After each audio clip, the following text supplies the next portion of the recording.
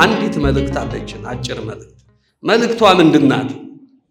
የእግዚአብሔር ቤተሰቦች እንደምታዩት ይህ ቅዱስ ገብርኤል የአዳማው ገብርኤል እንዲህ አምሮ ተሰርቶ ራስ አገዝ ልማት ለመስራት ብዙ አላመቸም፣ አቀማመጡ ቦታው ማለት ነው። እንደምታዩት ይሄ ቦታው ለአምልኮ ነው ተወስኖ የተሰጠን። እንደ ሌሎቹ አብያተ ክርስቲያናት ትምህርት ቤት ለመክፈት የተለያዩ ራስ አገዝ ልማት ለመስራት ብዙ አስቸጋሪ ነው አቀማመጡ ማለት ነው። እንደምታዩት ግን ራሱን አቅቶት አያውቅም ቅዱስ ገብርኤል። ከራሱ ተርፎ ለሌላው ሁሉ በጎ ነገር ያደርጋል። ስለዚህ ሁልጊዜም ማህበረ ካህናቱም ምዕመናኑም ሰንበት ትምህርት ቤቱም ሁላችሁም ይሄ ነገር በልቦናችሁ ሳይመላለስ አይቀርም። እንደው ገብርኤል ትምህርት ቤት ሳይኖረው የሚል በይህ በኩል ቦታ አለን። ወደፊት ሲረጋጋ መዋዕለ ሕፃናት መከፈቱ አይቀርም። ነገር ግን የሁሉ ጸሎት ቤተ ክርስቲያን ራሷን ችላ መጓዝና መተዳደር ነው ያለባት። አልፋ ተርፋ ለኔና ለናንተ በምናጣበት ጊዜ የማይታየውን የእግዚአብሔርን ቅዱስ ቃልና የእግዚአብሔርን ይቅርታና ፍቅር በጎነት ብቻ ሳይሆን ቁሳቁሱንም ልትረዳ ይገባል ተብሎ ይታመናል ማለት ነው። ስለዚህ ስናጠና በአካባቢው ላይ ምን አለ ብለን ስናጠና አሁን አንድ የሆነ እድል አግኝተናል። እየሰማችሁ ነው? እንግዲህ እድሉ ምንድነው? በይህ በኩል ካሉ ህንፃዎች አንዱን እንግዲህ ሀገራዊ በሚደረገው ውድድር ቅዱስ ገብርኤል ውድድር ውስጥ ገባ ማለት ነው። ሰዎች ሲወዳደሩ ውድድር ውስጥ ገባ። እንግዲህ የሰሙ ናቸው መሰለኝ የሚሉ ውድድር ውስጥ ገባ። ቲታስን የራሱ ለማድረግ በውድድር አሸንፏል ምዕመናን። ይሄንን ስንል እንግዲህ ስጦታ አይደለም፣ በ180 ሚሊዮን አሸንፈናል ማለት ነው። እግዚአብሔር ነው። በዚህ ላይ ይሄን 180 ሚሊዮን ለመክፈል አሁን ቅድሚያ ክፍያ 105 ሚሊዮን ከፍላችሁ ቀሪውን ደግሞ እየሰራችሁ ተከፍላላችሁ። ስለዚህ ይሄንን በአስቸኳይ ገቢ እንድታደርጉና ህንፃውን እንድትረከቡ ብሎናል ድርጅቱ ማለት ነው። እግዚአብሔርን አታመሰግኑ? ብር ምንም እኮ አይደለም። አሁን 105 ሚሊዮን ከቅዱስ ገብርኤል ይጠበቃል ማለት ነው። ይሄንን ከፍለን ህንፃውን እንረከባለን። ህንፃው ላይ የሚሰሩት የኛው ልጆች ናቸው፣ የኛው ዜጎች ናቸው። ይሄ ምን ይሆናል የሚለው ነገ እንገልጻለን። በሰፊው ፕሮግራም አለን። እዚህ በምስራቅ በኩል ድንኳን ተክሎ ቅዱስ ገብርኤል እየጠበቃችሁ ነው፣ እኔንና እናንተን ማለት ነው። ገብርኤል ልመና አስቸግሮ አምጡ ብሎ አስጨንቆ አውቅም እስከዛሬ ማለት ነው። እናንተ በምታወጡት ሳንቲም ቤተክርስቲያኑ ይመራል፣ ይተዳደራል። አሁን ግን ራስ አገዝ ልማት ስለሚያስፈልግ ተወዳደረ፣ አሸነፈ። ገንዘብ ስንል እናንተው ናችሁ። የገብርኤል ገንዘብ የገብርኤል የእግዚአብሔር ወርቁ ብሮቹ እናንተው ናቸው። ስለዚህ ይሄንን እንዴት አድርገን እንከፍላለን የሚለውን የሀገር ሽማግሌ የአካባቢዎቹ ምዕመናን ተሰብስበው ለነገ ፕሮግራም ተይዟል። እዚህ በምስራቅ በኩል ድንኳን ተክሏል። ቅዱስ ገብርኤል እጁን ዘርግቶ ይጠብቃቸዋል ማለት ነው። ይሄንን አስተዋጽኦ አድርገን ቅድሚያ ክፍያውን ከፍለን ህንፃችንን እንድንረከብ እንድናስመርቅ ማለት ነው። ተአምር ነው አይደል? ተአምር ነው። እግዚአብሔር ይክበር ይመስገን።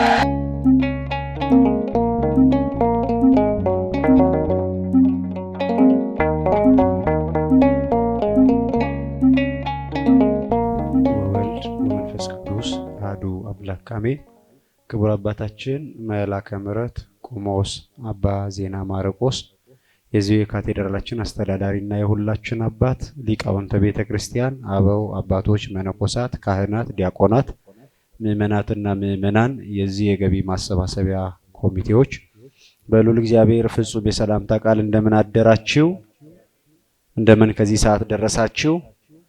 አሜን። በቸርነቱ የጠበቀን በምህረቱ ለዚህ ሰዓት ያደረሰን አያመሰግኑት ምስጉን አይሾሙት ንጉሥ አያበድሩት ባለጸጋ የሆነ አምላካችን እግዚአብሔር ስሙ የተመሰገነ ይሁን። ከዚህ በመቀጠል እንግዲህ አጠር ያለች መግለጫ በክቡር አባታችን መላከ ምሕረት ቆሞስ አባ ዜና ማርቆስ የዚሁ የካቴድራላችን አስተዳዳሪና የሁላችን አባት በሆኑት እንኳን ደህና መጣችሁ መልእክት እንደዚሁ አጠር ያለ መግለጫ ህንፃውን በተመለከተ የግዢውን ሁኔታ በምን አይነት መንገድና መልክ እንደምናከናውን አባታችን አጠር ያለች መግለጫ አድርጉልንና ወደ ቀጣዩ መርሃ ግብር እናልፋለን። በቀጥታ ወደ አባታችን። አበው ካህናት፣ መምህራን፣ ወንድሞች ዲያቆናት፣ የካቴድራሉ ሰበካ ጉባኤ ምክትል ሰብሳቢና አባላቱ፣ የዚህ የህንፃ ግዢ ኮሚቴ ሰብሳቢና አባላቱ፣ የካቴድራሉ ሰንበት ትምህርት ቤት አባላት፣ ጥሪ የተደረገላችሁ እንግዶች፣ በዚህ ቅዱስ ቦታ የተሰበሰባችሁ ሁላችሁም የክርስቶስ ቤተሰቦች ባሰባሰበን በጠራን ባከበረን በእግዚአብሔር ስም ሰላም እንደምን አደራችሁ። እቺን ዕለት ባርኮ ቀድሶ እንዲህ ተገናኝተን እንድናመሰግን የፈቀደልን ቅዱስ እግዚአብሔር ይክበር ይመስገን፣ ይክበር ይመስገን፣ ይክበር ይመስገን። እንኳን ሰላም መጣችሁ፣ እንኳን አደረሰን፣ እንኳን አደረሳችሁ። እንግዲህ የዛሬቷ ዕለት ይህንን እየሰማን ያለነውን የምናስጀምርበት በይፋ በጸሎት በዝማሬ የምናበስርበትና ቀጣዩን ስራ የምንሰራበት ነው።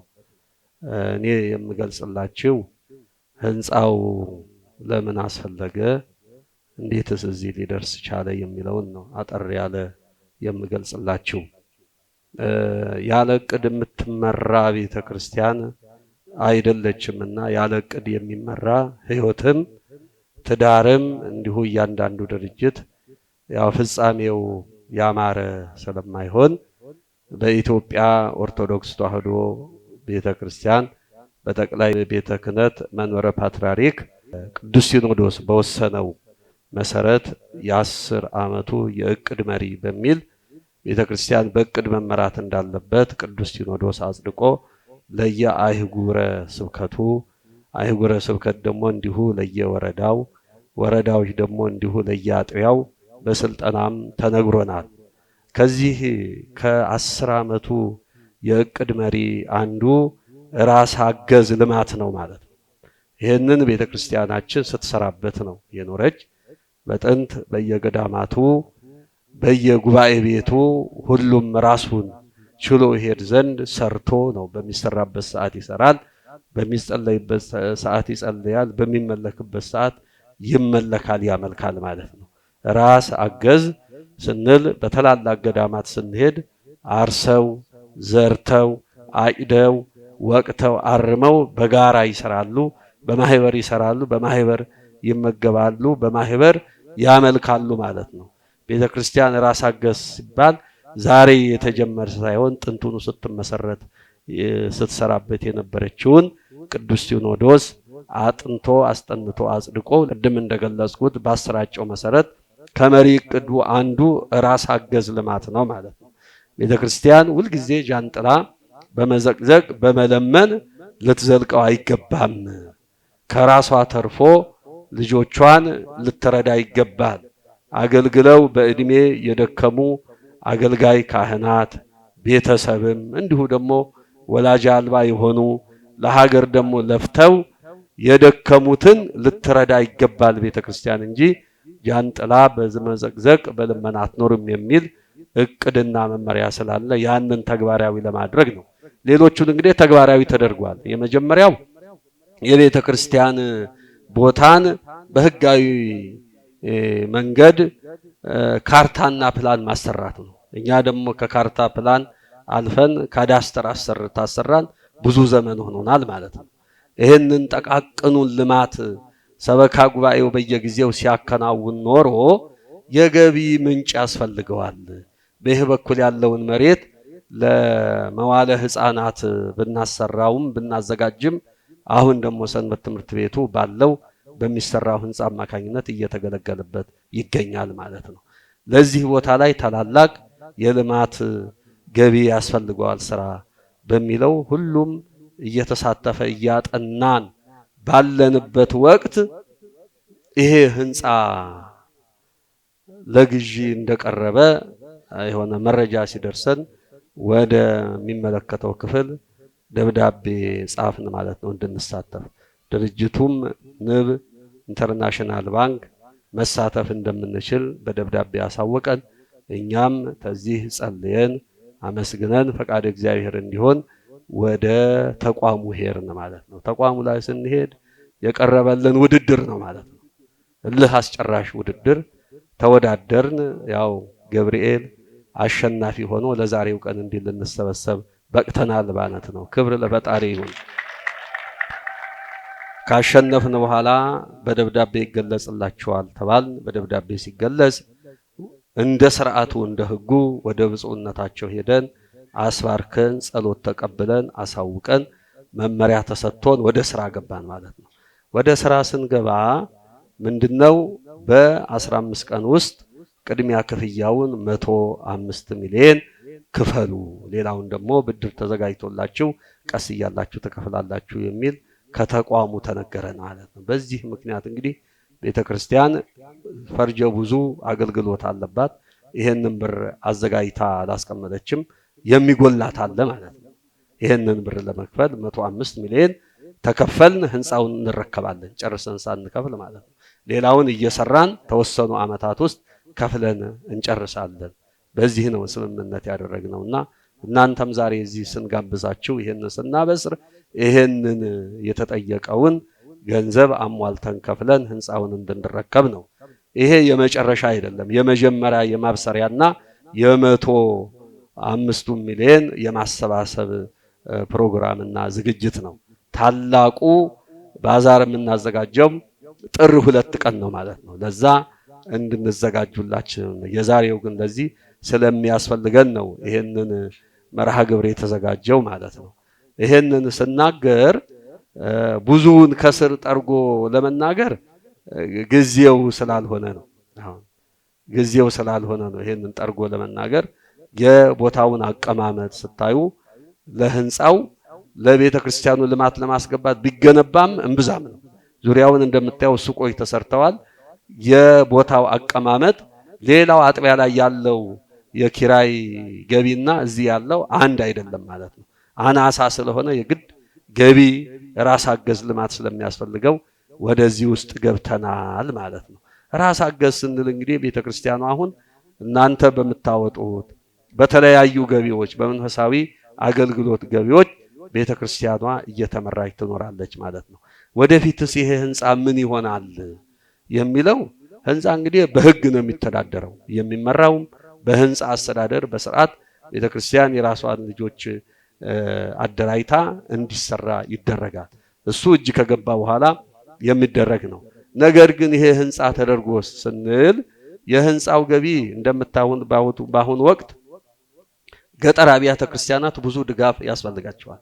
በየጊዜው እኛም ካለችን እየቀነስ እንረዳለን። እንዳቅማችን ነዋየ ቅድሳት ቢሆን ጧፍ፣ ሻማ፣ ዘቢብ በአቅምም ሄዶ ማገልገል በተለያየ መንገድ ገጠር አብያተ ክርስቲያናችን እንረዳለን፣ እናገለግላለን፣ እናግዛለን። ግን በቂ አይደለም ማለት ነው።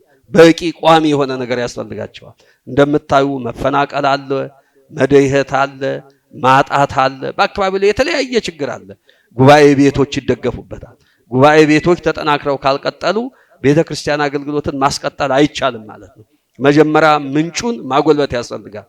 ቤተ ጉባኤ ተጠናክሮ ካልቀጠለ በስተቀር ቄስ፣ መነኩሴ፣ አገልጋይ መዘምራን ብሎም ታላላቅ አባቶችን ማግኘት አይቻልም ማለት ነው። በግዢ ወይም ከዓለማዊ አይመጡም፣ ከቤተ ጉባኤ የሚወጡ ናቸው። ዛሬ ደጋግ አገልጋይ ካህናት፣ ደጋግ መምህራን፣ ደጋግ አባቶች የሚባርኩ፣ የሚያስተምሩ፣ የሚመክሩ፣ የሚያስታርቁ የሚገኙት ከቤተ ጉባኤ ነው። ይሄንን ቤተ ጉባኤ ለማጠናከር ደግሞ ሳንቲም ያስፈልጋል፣ ገንዘብ ያስፈልጋል ማለት ነው። ይሄ ህንፃ ለዛ ይውላል በተቻለ አቅም። ሌላም ደግሞ እንዲሁ አብያተ ክርስቲያናት ደህይተው ሰው ወደ ከተማ ሲገባ ቤተክርስቲያኗ ብቻዋን ትቀራለች። ያንን ስር ነቀል እርዳታ ለማድረግ ከሚመለከተው ከአካባቢው ጋር ተራርተን የምናስበው ለዛሬይቱ ብቻ ሳይሆን ለነገይቱም ማሰብ ስለሚገባ ለዛ የሚውል ነው። እዚህ ጋር ቅድም እንደገለጽነው አገልግለው ካህናት ለምሳሌ አንድ ካህን ሲያገለግል ይኖርና ሲያርፍ ቤተሰቡ ዝርው ነው የሚሆነው ማለት ነው። ምንም የሚያገለግለው የለም፣ የሚንከባከበው የለም።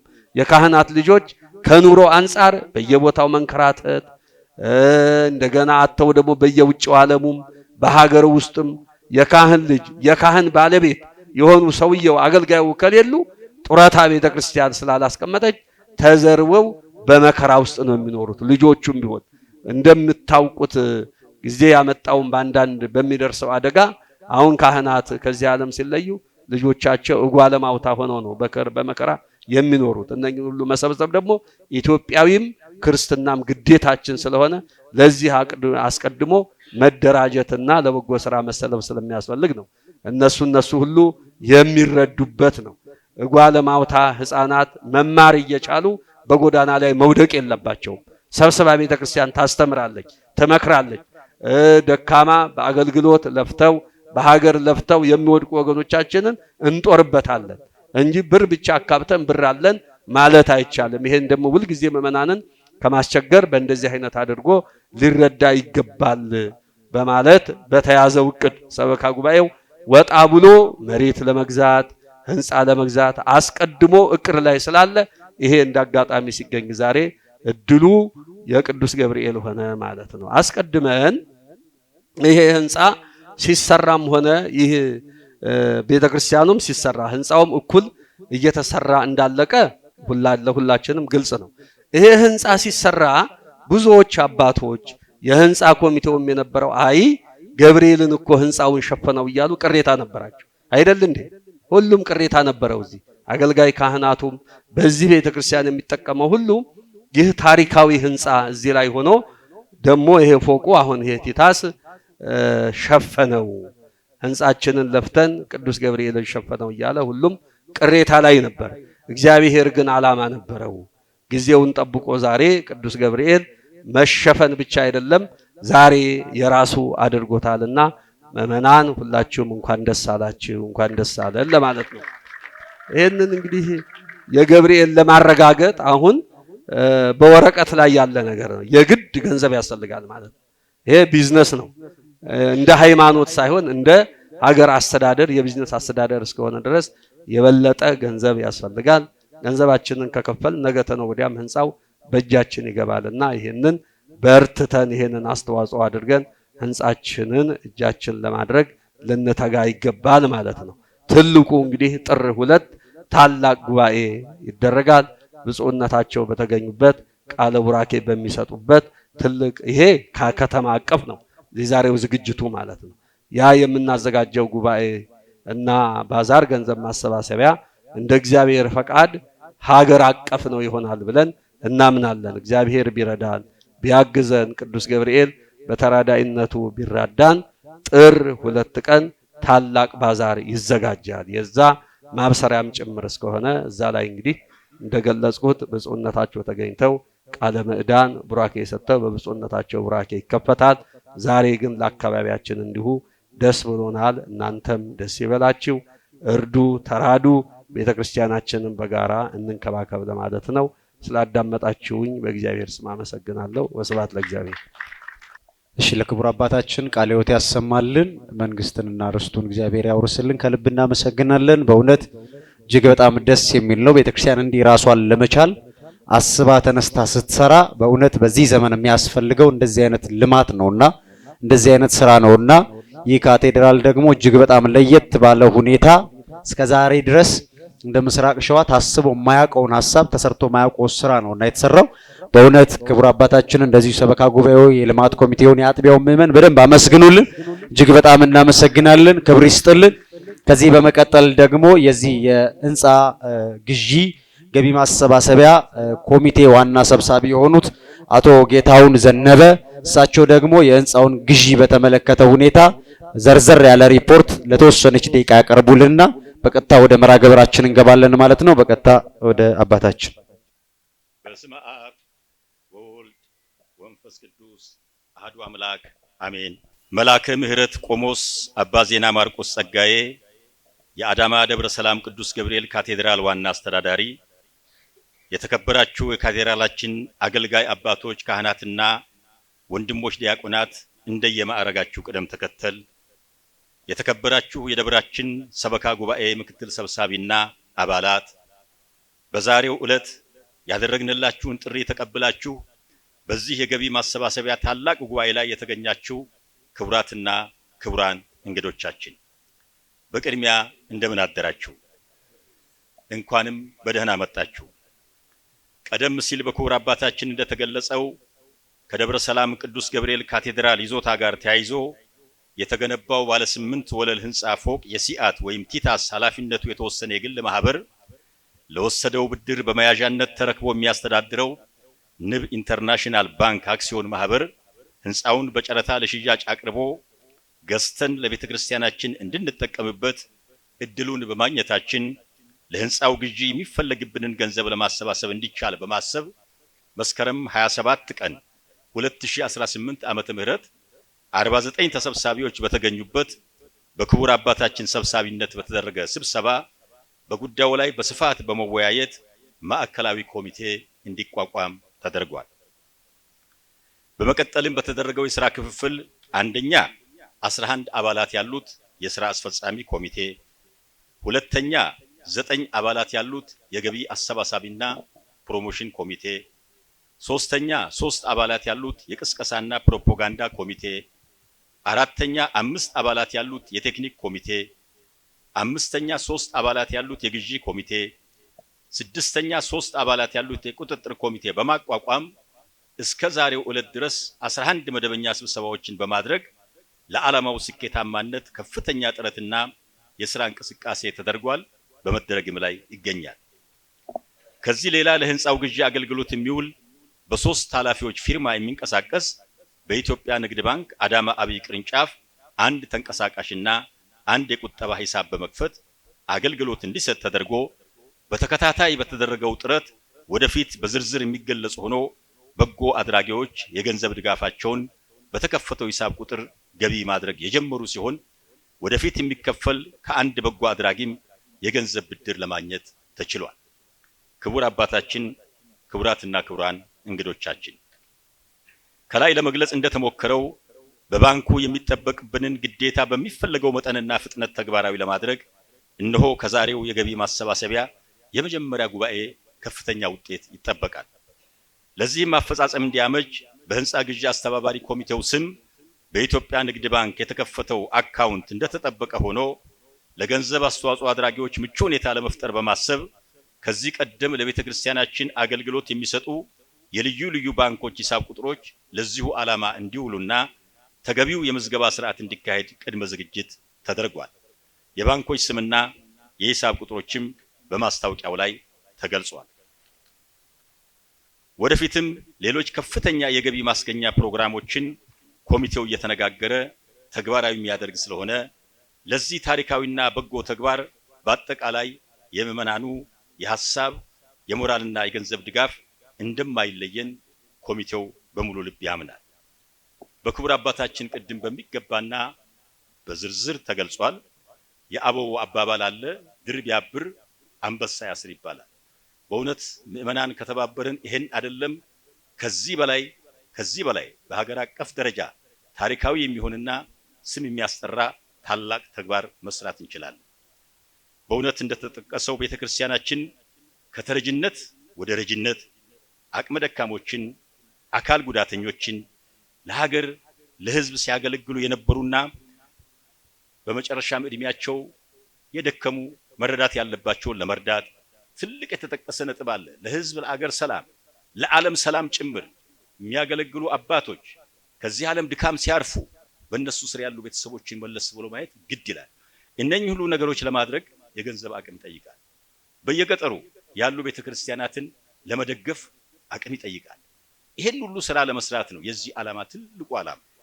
በእውነት በሁላችንም የጋራ ጥረት በእግዚአብሔርም ፈቃድ በቅዱስ ገብርኤልም ድጋፍ በሀገር አቀፍ ደረጃ ካቴድራላችን በምሳሌነት የሚጠቀስና የሚጠራ እንዲሆን ሁላችንም አቅማችን፣ ጉልበታችን፣ ዕውቀታችን፣ ገንዘባችን የፈቀደውን ያህል ጥረት እናድርግ።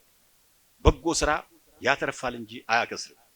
በጎ ስራ በሰራን ቁጥር በትዳራችን፣ በህይወታችን፣ በልጆቻችን፣ በኑራችን እንባረካልና ሁላችንም ለበጎ ስራ እንትጋ። በመጨረሻም ለዚህ ዓላማ መሳካት በከፍተኛ ደረጃ እንቅስቃሴ እያደረጉ ያሉ ክቡር አባታችንን፣ የቤተክርስቲያን አገልጋዮችን፣ የሰበካ ጉባኤና የኮሚቴ አባላትን በሐሳብ፣ በሞራል፣ በገንዘብ ከፍተኛ አስተዋጽኦና ተሳትፎ ያደረጉትንና በማድረግ ላይ ያሉትን ሁሉ እግዚአብሔር አምላካችን ረጅም ዕድሜ፣ የተሟላ ጤንነትን፣ ብርታትና ጥንካሬን እንዲሰጥልን ከልብ እየተመኘው በጥሞና ስላዳመጣችሁኝ በስራ አስፈጻሚ ኮሚቴውና በራሴ ስም ከልብ አመሰግናለሁ። እግዚአብሔር ይስጥልኝ። እቅዳችን ተሳክቶ ፍጻሜውን ለማየት እግዚአብሔር ያብቃን። አሜን። ከዚህ በመቀጠል እንግዲህ በቀጥታ ወደ ገቢ ማሰባሰብ መርሃ ግብር ነው የምንሄደው። የምንነግራችሁ ሰርፕራይዝ ያልኳችሁ ምንድነው? አንድ እህታችን እዚህ መጣ ነበር። እሷ ሃይማኖቷ ፕሮቴስታንት ነው። እየሰማችሁ ነው አይደል? ሃይማኖቷ ፕሮቴስታንት ነው። እናቷ ደግሞ ቀድሞ ገብርኤልን ስታገለግል የነበረች ነች። ለቤተክርስቲያን ብዙ አስተዋጽኦ ያደረጉ እናት አሉኝ። እናቴ በገብርኤል አትደራደርም። ዛሬ አይ ባትኖር በሕይወት ከኔ ጋር ባትኖር ለገብርኤል ድርድር አታውቅም። ገብርኤል በጣም ትወደዋለች።